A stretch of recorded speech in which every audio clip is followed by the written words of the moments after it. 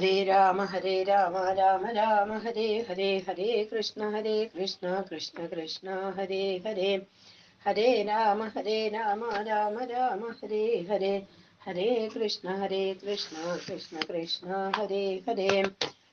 ഓം ശ്രീ മഹാഗണപതേ നമഃ. അവിഘ്നമസ്തു.